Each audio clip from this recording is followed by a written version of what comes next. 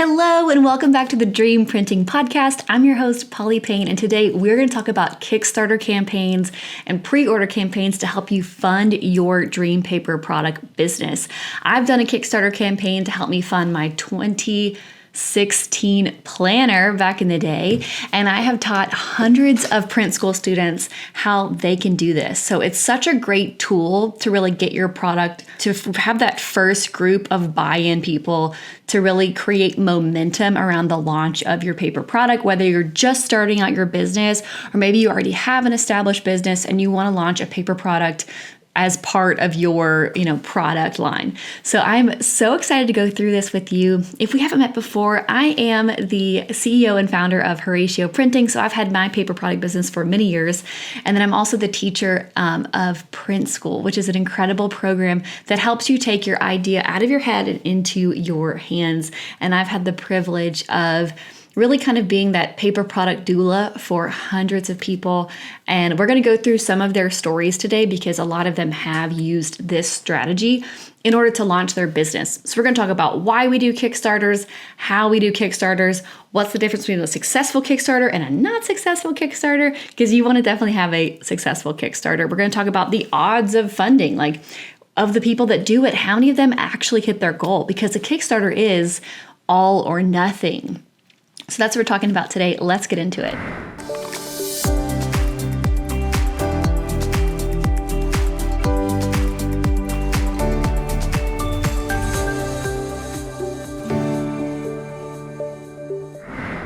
All right, before we dive into today's episode fully, I would love to give you a very special invitation. We have created a 5-day Print Your Thing challenge. It's on demand. We normally do this challenge once a year live, which is so much fun.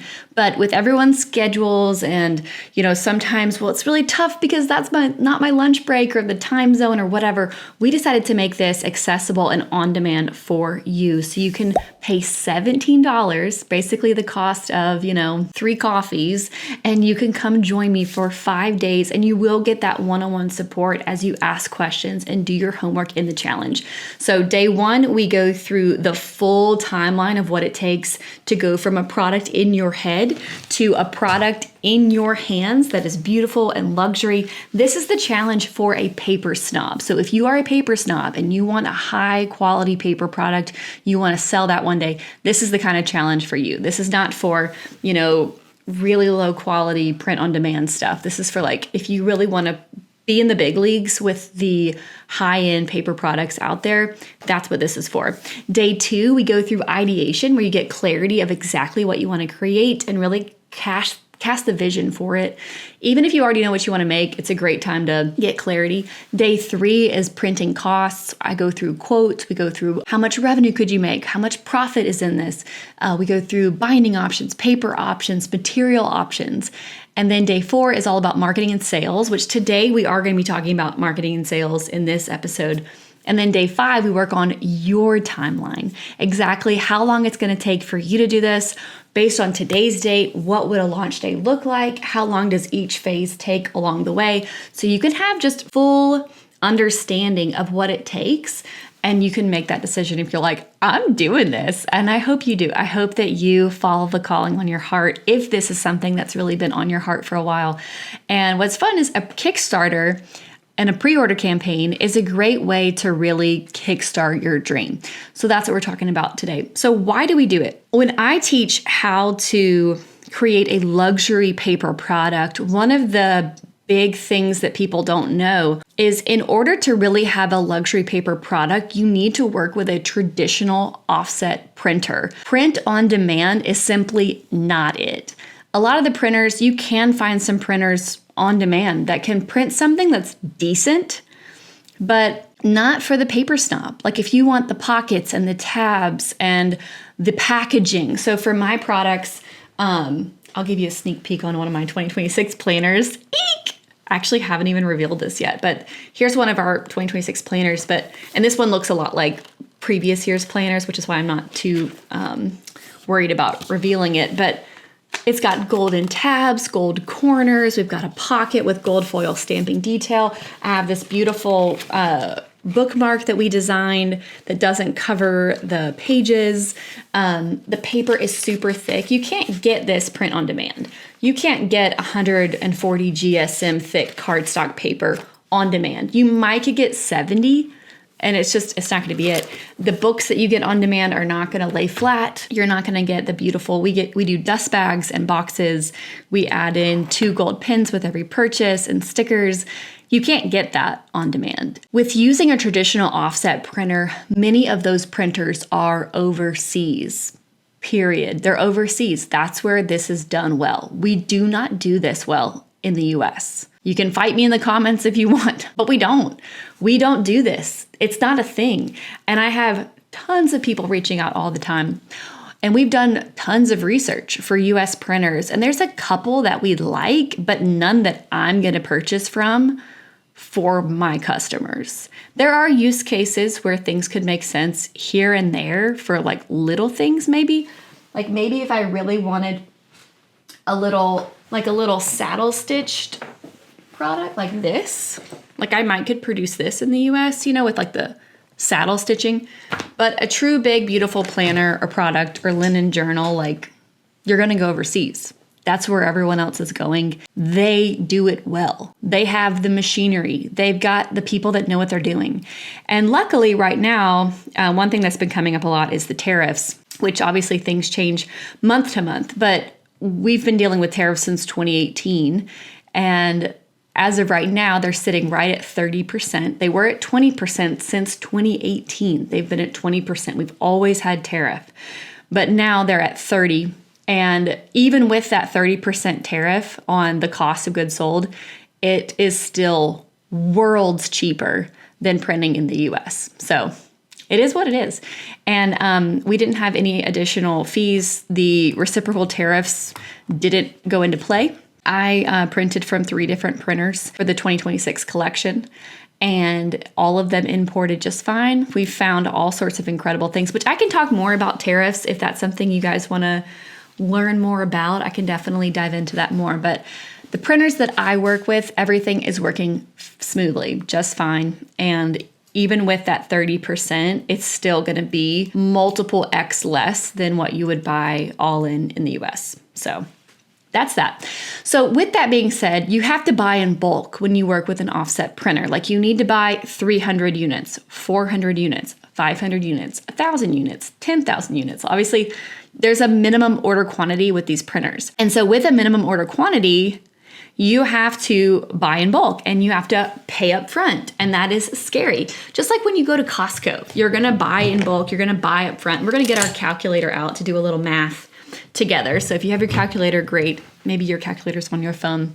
But we're going to do a little math because I want you to understand the math behind doing a pre-order campaign. So let's talk about it. Basically, I want you to understand this. You don't have to do all your sales up front with a pre-order campaign. You're just getting enough pre-order sales to buy the product. That's it. So it's not like you have to get every single product sold in the pre-order campaign. We're just looking for the first 50 to 100 buyers so you can have that capital to buy your product and not have to go into debt, get a loan, and that sort of thing. So let's look at a typical product cost. So let's say your planner is going to cost you $7 to print, all in, which is a great price. You cannot find that kind of price in the US. And let's say you really want to buy 500. So we're going to put the math on the screen. $3,500 is how much you need to really make this stunning, beautiful paper product dream come true. So we've got, $7 cost per unit times 500 units is $3,500. Okay, so if you need to raise $3,500, you could do that 2 ways. One way is through Kickstarter. You could have a Kickstarter campaign and you just raise the money for it. We'll talk more about what Kickstarter is. You could also do a campaign on your website. We have some students that choose to do their pre-order campaign on their website, just through a standard e-commerce website. Some people choose to do Kickstarter. But I really want to stick with the math of this, of why we do it. So if you are selling this product at, let's say an average price of a luxury planner is, let's go with like $45. I sell my planners for $65. It comes with a lot of bells and whistles, but let's just go with $45. If we take that $3,500 that we need to raise and divide that by 45, we need to sell 78 planners in order to make enough money to buy 500. Okay, so that's it. Your pre-order campaign, your goal now is to sell 77 planners. And whenever you sell 77 planners, you're going to have that $3,500 to then go buy from the printer and for them to print the 500. When your 500 planners arrive to your garage or to your house or whatever, and yes, I have to use a calculator for all of these math equations. You'll have 422 planners left over for you to sell, and every single one of these planners that you sell that have already been paid for, that's just your pure profit. Isn't that amazing? So that means you could sell 422 planners at retail cost of, let's say, $40, just as a guess. Or did I say 45 before? Anyways, you're going to make anywhere between like roughly 17 grand you can make in profit off of this. So you raise $3,500, then you're going to make another 16 grand selling the remaining product. And that's a pre-order campaign. And now you've set the tone. And obviously these aren't huge numbers. Like this isn't like quitting your job math yet. But what's exciting is usually when you're at the very beginning, and let's say you don't have a following yet, or you're just getting started, this is the kind of realistic math that you're looking at to get that first product line sold. Now, some people jump into print school, like Bethany. She pre-sold 500 units to start with, and then she went on to buy 14,000 more. So it was like she went, like right into it. But when we're looking at these like more realistic numbers, it's with that money, that 17 grand that you have down here after you've sold the additional remaining inventory that you can then reinvest in next year's print run and next year's print run or the next product. And then you can buy more units as your market grows, as your buyer list grows, as your raving fans grow. And what's really fun about pre-order campaigns is those first early buyers, those now are like your launch team. Those are your hype people. Like the people that bought my planner in 2016 through Kickstarter, like I'm still in touch with those people. I still thank them every year for planting a seed in my business. So my Kickstarter campaign, I needed to raise $11,000 and I raised over $20K in my Kickstarter campaign alone. So I wasn't trying to raise $3,500. I ended up raising $20,000. So this is what a Kickstarter is. It's basically this platform. It's not a GoFundMe. It's not like a donation. It's basically where the person that you're selling to, they pledge an amount that they're going to spend in your Kickstarter campaign. They're pledging that amount, and then in exchange, they get a gift. So that's what the pre-order is. Some people choose to do that. It's really fun because there's like this little, how far are we along in our campaign? We're 50%, we're 75, we're fully funded, yay. And so people get to see that urgency. They get to see how it's going. It's vulnerable, it's exciting, it can be nerve-wracking, but it's super fun. We see about 75% of our print school students who do a Kickstarter succeed. And so that's an incredible stat. I think right now a Kickstarter, it's about 30 to 40% of campaigns succeed. So our students have a leg up because they have a template, they know what to do. We give them really everything we can for them to have a successful campaign. The other option is to do a Kickstarter or a pre-order campaign on your website, which is basically building a product page. And then in that title, you would say pre-order. You would clearly define what the expectations are for when they should get it. And you just let people buy on your website. Very simple. A lot of people choose to do that. Taylor, this is her old 2025 planner, or I guess it's her current one. She's already been pre-selling her 2026. She's already sold, I think, 200 planners of her 2026 collection. And so much so, the interest has been so much at the onset that she's ordering more planners. And she does it through her website. So her planner, she actually pre-sold on her Shopify website. This is the Mompreneur planner. You guys can check out her 2026 planner. It is stunning and she is crushing it. And also, if you want to talk to Taylor, Taylor is one of our print school students who has made herself available for people who are interested in print school, just to ask her a question. I'll drop a link below for you to contact her. If you have a question about print school, I know sometimes it's nice to talk to someone who's actually been through the program versus just talking to the teacher. So you can actually learn from another student, ask your questions off the cuff, and get an honest answer from someone who's an alumni of the program. So with Shopify, the perk there, when you do a pre-order campaign on your website, the perk is you get the money immediately. With Kickstarter, at the end of the campaign, which you choose how long you want it to be, then you get all the money at the end. So you kind of have to wait till the very end to get all that capital and then to pay the printer. With a Kickstarter campaign or any sort of pre-order campaign, you're adding more time to the timeline.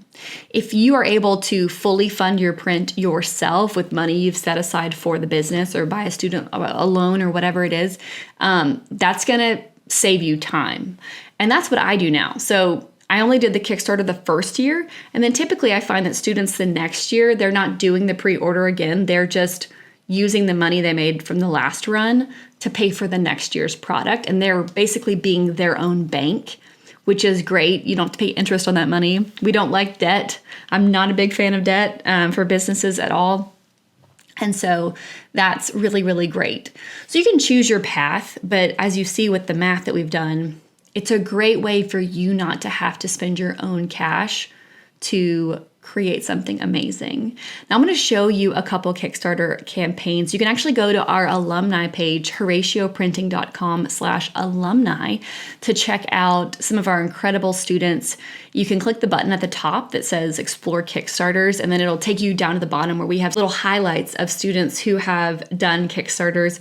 You can go into their campaigns and see what they've done, how much money they've raised.